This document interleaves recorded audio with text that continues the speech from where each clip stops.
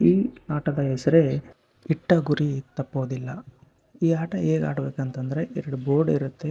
ಆ ಬೋರ್ಡ್ ಎತ್ತಿದರೆ ಹಿಂದ್ಗಡೆ ಇರೋ ಬೋರ್ಡ್ ಕಾಣುತ್ತೆ.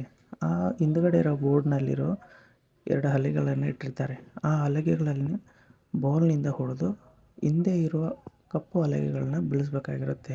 ಇಂಥ ಸಂದರ್ಭದಲ್ಲಿ ಗಿಲ್ಲಿ, ರಘು ಅವರಿಗೆ ಸಾಥಾಗಿ ಸೂರಜ್ ಅವರು ಬರ್ತಾರೆ. ಅದೇ ರೀತಿಯಾಗಿ ಧನುಷ್ ಮತ್ತು ರಜತ್ ಅವರಿಗೆ ಮಾಳು ಅವರು ಸಾಥಾಗಿ ಬರ್ತಾರೆ. ಯಾಕಂತಂತಂದರೆ ನಾಮಿನೇಟ್ ಆಗಿರತಕ್ಕಂಥ ಇಬ್ಬರನ್ನ ಸಪ್ರೇಟ್ ಮತ್ತು ಸೇವ್ ಆದವ್ರನ್ನ ಇಬ್ಬರು ಅಂತೇಳಿ 2 ಗ್ರೂಪ್ಗಳಾಗಿ ಮಾಡಿರ್ತಾರೆ.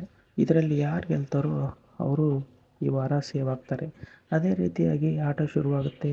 ಉತ್ತಮವಾಗಿ ಆಡ್ತಾ ಇರ್ತಾರೆ ಧನುಷ್ ಅವರು. ಆದರೆ ಎಲ್ಲೋ ಒಂದು ಕಡೆ ತಾವು ಮಾಡಿದ ಎಡವಟ್ಟಿನಿಂದ ಬಾಲ್ಗಳು ನೇರವಾಗಿ ಆ ಬ್ಲ್ಯಾಕ್ ಬೋರ್ಡ್ಗೆ ಬೀಳೋದಿಲ್ಲ.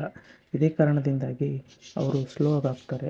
ಅದೇ ಸಮಯದಲ್ಲಿ ಅವರಿಗೆ ಟಕ್ಕರ್ ಕೊಟ್ಟಿರ್ತಕ್ಕಂಥ ರಘು ಅವರು ಎಲ್ಲ ಬೋರ್ಡ್ಗಳನ್ನು ಬಳಸಿ ಈ ಆಟದಲ್ಲಿ ಅವರು ಜಯಶಾಲಿ ಆಗ್ತಾರೆ. ಮತ್ತು ಬಿಗ್ ಬಾಸ್ ಮತ್ತು ಈ ವಾರದ ಕ್ಯಾಪ್ಟನ್ ಆಗಿರತಕ್ಕಂಥ ರಾಶಿಕಾ ಅವರು ರಘು ಮತ್ತು